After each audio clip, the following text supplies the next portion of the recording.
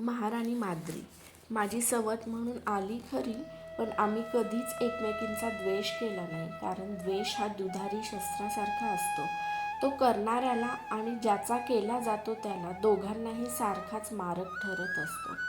आम्ही एकमेकींशी प्रेमानं वागू लागलो, कारण प्रेम हा मानवी मनाचा सर्वात्मी हवाहवासा वाटणारा एकमेव आविष्कार आहे. एकमेकांना समजावून घेऊन आम्ही जीवन जगू लागलो. जितक्या प्रेमानं सगळ्यांनी माझं स्वागत केलं होतं, तितक्याच प्रेमानं सर्वांनी माद्रीचंही स्वागत केलं. 2 महाराण्यांमध्ये महाराज 2 चांदण्यांमधील चंद्रांसारखे दिसू लागले. मला सुखदुःखांच्या गोष्टी बोलण्यासाठी एक चांगली सखी मिळाली. जीवन हे माणसाशी कधीकधी सौख्याची रंगपंचमी खेळतं. इतके रंग ते उधळतं की त्यानं जीव घुसमटून जातो. हात उंचावून म्हणावंसं वाटतं की बस झाली आता ही सौख्याची उधळपट्टी. माझंही तसंच झालं होतं. महाराजांच्या अनुपस्थितीत घटका मी माद्रीशी गप्पा मारीत बसे. तिचं बोलणं ऐकत बसावं असंच होतं. पाव्यातून मंजूळ स्वर यावेत तसा तिचा आवाज मधुर होता. आम्ही दोघी एकदा अशाच गप्पात रंगलो होतो. मी आपल्या भावाची, शल्याची खोचक बोलण्याची कला कशी प्रभावी आहे हे मला सांगत होती. आपल्या वाक्चातुर्यानं त्यानं महाराजांचं मन कसं पटकन जिंकलं हे सांगून ती खाली मान घालून गालातल्या गालात हसत होती. महाराज आमच्या मागं येऊन केव्हा उभे होते हे आम्हालाही माहीतही नव्हतं. हळूच पुढं होत आमच्या खांद्यावर हात ठेवीत ते हसत म्हणाले, एकूण एकाच म्यानात 2 खड्ग कधीकधी राहतात तर. आम्ही सावरून उठलो. मी हळूच पुटपुटले, स्त्री म्हणजे खडग आहे असं कुणी सांगितलं? माद्रीनंही मला साथ दिली. ती म्हणाली, आणि पुरुष म्हणजे म्यान हे तरी कुठं बरोबर आहे? महाराजांना आश्चर्य वाटलं. त्यांनी विचारलं, दोघी मिळून आम्हाला सांगा तरी स्त्री म्हणजे काय आणि पुरुष म्हणजे काय ते. मी म्हणाले, पुरुष म्हणजे एक देह आणि स्त्री म्हणजे त्याच्या पडछाया. कधीकधी दोहो बाजूंनी प्रकाश आला की एकाच देहाच्या 2-2 पडछाया पडतात. आम्ही दोघे आपल्या तशाच पडछाया आहोत. माद्रीनं माझं अर्धवट वाक्य पूर्ण केलं. मला तिचं कौतुक वाटलं. माद्रीच्या उत्तरानं ते आनंदित झाले. त्यांनी दोन्ही हातांनी आम्हा दोघींना एकदम छातीजवळ घेतलं. आनंदानं ते हसत हसत म्हणाले, या नगराचा राजा झालो तेव्हा किंवा दिग्विजयी सम्राट झालो तेव्हा जेवढा आनंदी नव्हतो तेव्हा आज मी आनंदी आहे. आणि राजा आनंदी झाला म्हणजे काय करतो माहीत आहे का तुम्हा दोघींना? गोरगरिबांना धन वाटतो. मी म्हणाले, नगरात एखादी धर्मशाळा बांधतो, नाहीतर एखादा मार्ग तयार करतो. माद्री म्हणाली, छे छे, राजा संतुष्ट झाला म्हणजे एकच करतो, मृगया. आज आम्ही वारणावतल्या अरण्यात मृगयेसाठी जाणार.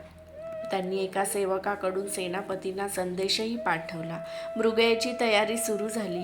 गडबडीत महाराज कक्षाबाहेर जाऊ लागले. दारातून बाहेर पडताना त्यांच्या डोक्यावरचा सोनेरी मुकुट द्वारावरच्या पडद्याच्या एका तलम धाग्यात अडकला आणि खाली पडला. माझ्या मनात भीतीची पाल चुकचुकली. पुढं होऊन मी तत्परतेनं मुकुट उचलीत म्हणाले, महाराज आज नाही गेलं तर नाही का चालणार? कुंती, भीती हा स्त्रियांचा स्वभावच आहे, पण निश्चय हा पुरुषांचा स्वभाव आहे. मी जाणारच. घाबरायचं सोडून दे. मी काही युद्धावर जात नाही, केवळ मृगयेला जातो आहे. मस्तकावर मुकुट चढवून ते झपाझप पावलं उचलीत निघून गेले. 2 दिवसांनीच महाराज वारणावताहून परत आले. त्यांनी मृगया म्हणून काहीच बरोबर आणलं नव्हतं. उलट त्यांची एक नेहमीची हसरी असणारी चर्या म्लान आणि मलूल झाली होती. कदाचित ती अरण्यात भटकल्यामुळे झाली असेल. आम्हाला पाहताच ते खुलतील या कल्पनेनं मी आणि माद्री त्यांना हसतच सामोऱ्या गेलो. पण त्यांनी आमच्याकडे ढुंकूनही पाहिलं नाही. खाली मान घालून ते तडक आपल्या कक्षात गेले. त्यांनी लागलीच कक्षाचं द्वार आतून लावून घेतलं. काही न खाता 4 दिवस ते आतच राहिले. कक्षाचं द्वार कितीही ठोठावलं तरी ते उघडलं जाईना. शंकांच्या असंख्य इंगळ्या आम्हा दोघींचं मन पोखरू लागल्या. शेवटी नाईलाजानं आम्ही राजमातेकडे गेलो. त्यांना ते कळताच त्यांची चर्याही काळजीनं काळवंडून गेली. कसलीच त्या आमच्या बरोबर आल्या त्यांनी बाहेरून कक्षाचं द्वार ठोठावलं. आतून थोडासा कठोर आणि बारीकसा त्रासिक आवाज आला. कोण आहे ते? मी अंबालिका आहे, तुझी माता. द्वार उघड पांडू, राजमातेनं तेवढ्याच निर्धारानं सांगितलं. झटकन कक्षाचं द्वार उघडलं गेलं. या 4 दिवसात महाराज किती पालटून गेले होते. त्यांनी अंगावरची राजवस्त्र उतरून ठेवली होती. सर्वांगावर केवळ पांढरी वस्त्र त्यांनी धारण केली होती. डोक्यावर मुकुट नव्हता. आकाशात भरारी मारणारी त्यांची ती करारी दृष्टी जमिनीला खिळली होती. माझ्यासमोर दिग्विजयी सम्राट उभा आहे की एक भिक्षुक, हेच मला समजेना. राजमातेनं विचारलं, पांडू, तू 4 दिवस काहीच खाल्लं नाहीस म्हणे. राजा झालास म्हणून वाटेल तसं वागण्याचा अधिकार झाला की काय? या 2 मुलींचा विचार तरी केलास काय? पुढे होत मातेला वाकून नमस्कार करीत महाराज म्हणाले, राजा झालो म्हणून वाटेल तसा मी वागेन असं तुलाही वाटतं काय? जे जीवन आता मला इथून पुढं जगायचं आहे त्याचा मी सराव करतो आहे. त्याला शोभेल असं वागतो आहे. कसलं जीवन? संन्याशाचं. मान खाली टाकत ते म्हणाले, पांडू, ताळ्यावर आहेस काय तू? तू कुरुकुलाचा सुपुत्र आहेस, दिग्विजयी सम्राट आहेस, पर्णकुटीत राहणारा भिक्षुक नव्हेस. कुणी शिकवलं तुला हे? राजमाता अंगावर वीज पडल्यासारखी किंचाळली. माझ्या अंगावर आकाश कोसळल्यासारखं झालं. दैवानं माते, आता मी कुरुकुलातील सुपुत्र नाही, दिग्विजयी सम्राट नाही, कुणाचा पती नाही, बंधू नाही. मी केवळ दैवाच्या हातचं खेळणं आहे. त्यांनी आपली चर्या ओंजळीत झाकून घेतली. ज्या ओठांनी सेवकांना आज्ञा सोडावी ते कसे तरीच थरथरू लागले. दैवाचा तुला आजच काय एवढा पुळका आला? दैवाची ढाल पुढं करून दुर्बलासारखा स्वतःचा बचाव करू नकोस पांडू. तुला असं करायचंच होतं तर या 2 सुंदर मुलींशी तू लग्न कशाला केलीस? स्त्री म्हणजे केव्हाही पायात चढवावं आणि केव्हाही दूर फेकून द्यावा असा चढाव वाटला की काय तुला? काहीशा कठोर पण अंतर्यामी काळजीच्या स्वरानं राजमाता म्हणाल्या, नाही माते, आई असून सुद्धा तू पांडूला ओळखलं नाहीस. एका महाभयानक शापाच्या अग्नीत माझ्या जीवनाचा भरारीनं उभारीनं तरारून उगवलेला लसलसता कोंब नुकताच जळून दग्ध झाला आहे. शाप? ते 2 शब्द वारुळात विषारी नाग घुसवतोय तसे आमच्या कानात घुसले. माझ्या डोळ्यापुढं काजवे चमकू लागले. माद्री तर मटकन खालीच बसली. राजमातेनं पुढं होऊन महाराजांचे खांदे गदागदा हलवून कळवळून विचारलं, शाप? कसला शाप पांडू? कुणाचा? कुणी दिला? निर्विकारपणे थंड आवाजात महाराज बोलू लागले, परवा वारमताच्या अरण्यात आम्ही मृगयासाठी गेलो, पण दैवानं उलट माझी क्रूर मृगया केली. एका हरणीबरोबर रमलेल्या मृगावर मी बाण सोडला. बाण वर्मी लागल्यामुळे ते मृग खाली कोसळला, पण तो मृगासारखा चित्कारत नव्हता, मानवासारखा विवळत होता. आम्ही जवळ जाताच तो आपले पाय जास्तच झाडू लागला. आपल्या तपसामर्थ्यानं एका मृगाचं रूप घेऊन आपल्या प्रियसीबरोबर त्या रम्य अरण्यात रमलेले तो किदम्म ऋषी होता. आपल्या मृगाचा देह टाकताना त्यानं जीवाच्या आकांतानं कळवळून मला शाप दिला. उन्मत्तपणानं आज तू एका प्रणयमग्न प्रियकराला आपल्या प्रियसीपासून ओढून मृत्यूच्या दाढेत ढकललं आहेस. म्हणून मी किदम ऋषी तुला शाप देतो की तू सुद्धा प्रणयाराधेच्या आशेनं जेव्हा आपल्या स्त्रीला कवेत घेशील तेव्हा माझ्यासारखाच तात्काळ तडफडून तडफडून मरशील. मुख ओंजळीत घेऊन कुरूंचा दिग्विजयी सम्राट बालकासारखा स्फुंदू लागला. त्यांनी झटकन आपल्या कक्षाचं द्वार बंद करून घेतलं. राजमाता दारावर हात बडवून बडवून स्फुंदू लागल्या. माद्री गुडघ्यात मान घालून मुसूमुसू लागली. मी दगडी पुतळ्यासारखी सुन्न झाले. खेद, दुःख, यातना यांच्या पलीकडे सुन्न. रात्री मला महाराजांनी बोलावून घेतलं. गवाक्षातून गंगेच्या शांत पाण्याकडे एकटक पाहत ते बोलू लागले, कुंती, मी आता राजवाडा सोडणार आहे. जिथं वैभवाचा विलास असतो तिथं संयमाचा वास नसतो.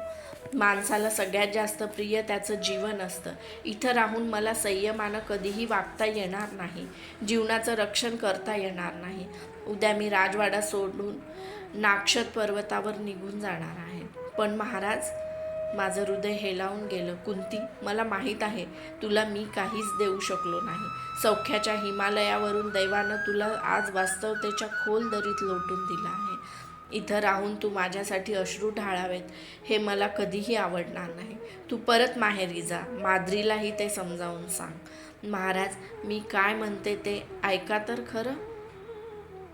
कुंती विजेच्या एकाच लोळात विशाल वृक्षावर निर्धास्तपणे विसावलेल्या वेली कोसळून खाली पडतात. या क्रूर शापानं तुम्हा दोघींची तीच अवस्था झाली आहे. माणसाच्या बाबतीत भवितव्य हे उंदराला क्रूरपणानं खेळविणाऱ्या निर्दयी मांजरासारखं आहे. जा. महाराज, मी काय म्हणते ते तुम्हाला ऐकावंच लागेल. देहाला सोडून सावली दूर राहू शकत नाही. वृक्षाला सोडून मुळ्या वाढू शकत नाहीत. पतीशिवाय आर्य स्त्रिया एक क्षणभरही जिवंत राहू शकत नाहीत. आम्ही दोघींनी आपल्याबरोबर यायचा निर्णय काल रात्रीच केलेला आहे. दैवाबरोबर द्यूत खेळण्याचा दुबळा प्रयत्न करू नकोस कुंती. मनावर विषयाबाबत संयम मिळवणं म्हणजे आकाशाची अनंत पोकळी कुंकुमाच्या करंडकात भरून पाहण्याइतकं अशक्य आहे ते. महाराज, नात्याच्या जाळ्याला आमचा मासा लागतो की काय यासाठीच जर काळ डोळ्यात तेल घालून टपला असेल तर मीही त्याला दाखवून देईल की मथुरेच्या यादव राजा शूरसेनांची मी कन्या आहे. आजपासून मी कुंती प्रतिज्ञा करते की की तुम्ही माझे पती नसून पुत्र आहात. याशिवाय अन्य कोणतंही नातं मी मनातही आणणार नाही. पण पुत्राशिवाय झालं तरी माता जिवंत राहूच शकत नाही. मला तुम्हाला आपल्याबरोबर न्यावंच लागेल. मी येणारच. कुंती, भावविवश होऊ नकोस. तसं होणार नसेल तर मला गंगेत लोटूनच तुम्हाला पुढं जावं लागेल. कुंती, खरोखरच आकाशालाही लाजवील असं तुझं मन आहे. पण काळानं तुझ्यासारखं रत्न या दुर्दैवी पांडूच्या शापानं भग्न झालेल्या मुकुटात कशाला बसविलं कोण जाणे.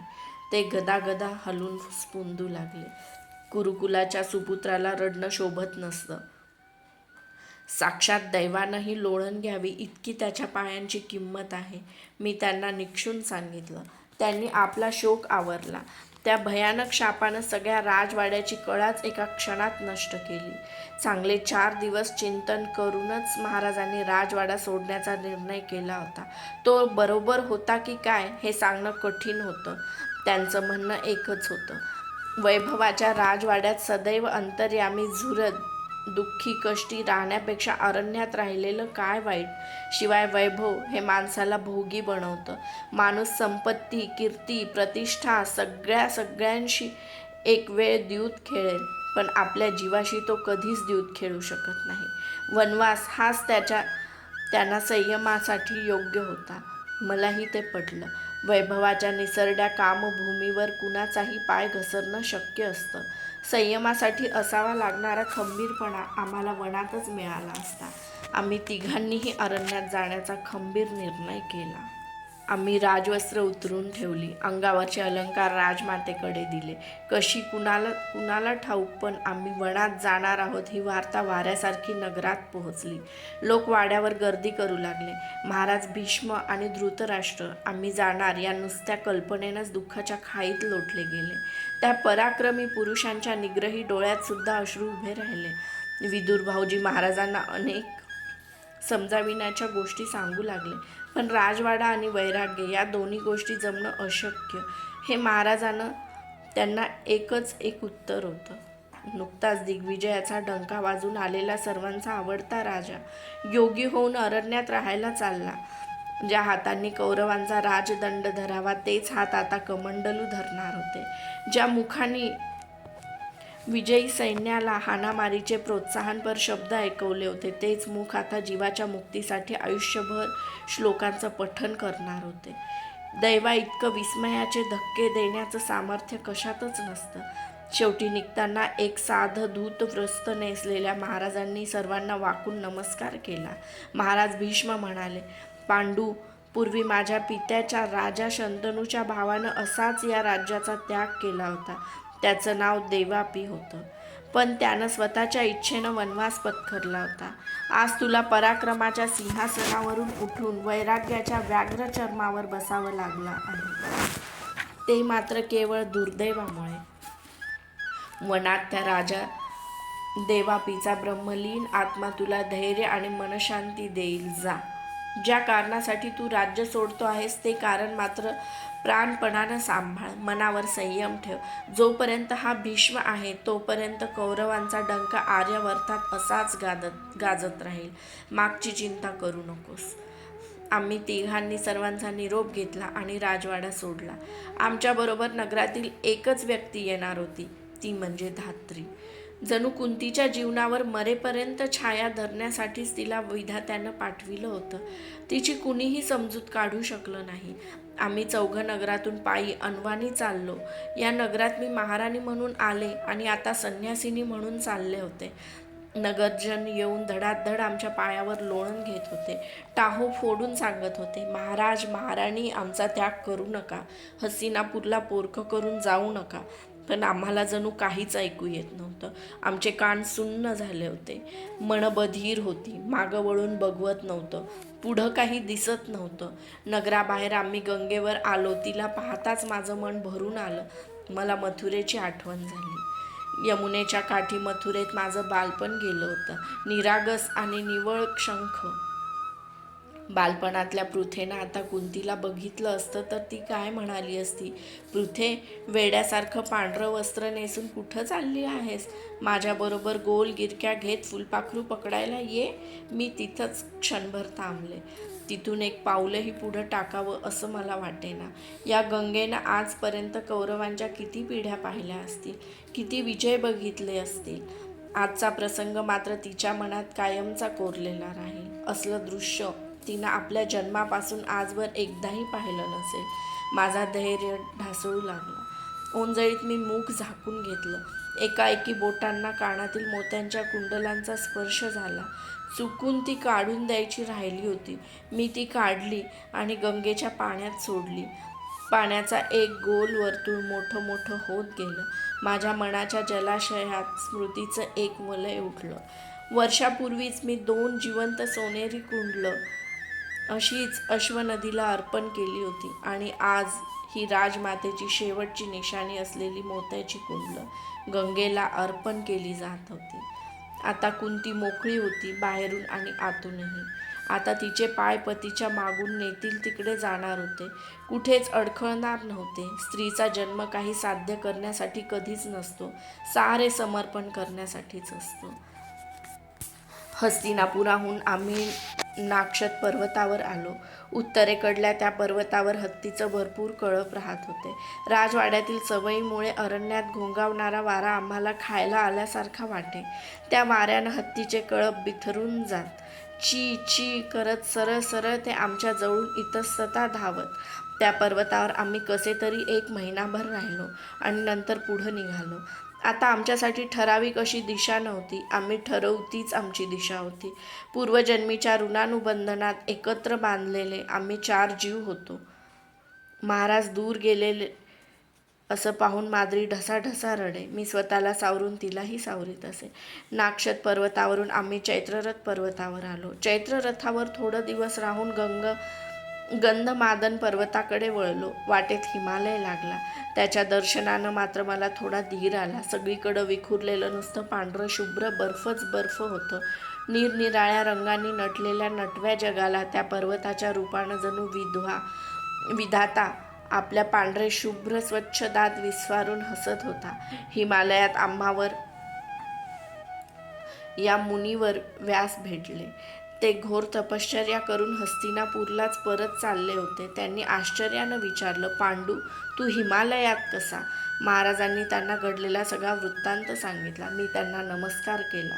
मला आशीर्वाद देताना ते म्हणाले, कुंती, दुर्वासांची वाणी खरी ठरेल. तू वीरांची जननी होशील. महाराजांनी आश्चर्यानं चमकून त्यांच्याकडं पाहिलं. ज्यांना उद्देशून ते म्हणाले, पांडू, कुंती कोण आहे ते तुला कळलेलं नाही. जगात ते कुणालाही कळणार नाही. जा तुम्ही. ते निघून गेले, मंद मंद पदक्षेप टाकीत, एखाद्या मंद झुळकेसारखे. व्यासांच्या उद्गारावरून महाराज काहीतरी विचारतील अशी भीती मला पडली होती. पण दैवानं कृपा केली आणि त्यांनी त्याविषयी मला लगेच तेव्हा काही हटकलं नाही. हिमालयातून आम्ही गंधमादन पर्वतावर आलो. इथं इंद्रदुम्य सरोवराच्या काठावर थोडे दिवस राहिलो. तेथून हंसकूट पर्वत ओलांडून सर्वात शेवटी शतशृंग पर्वतावर आलो. या पर्वतावर निळी निळी सरोवरं होती, हिरवीगार वनराई होती, निरनिराळी फळझाडं होती, हरणांचे आणि सशांचे कळप होते.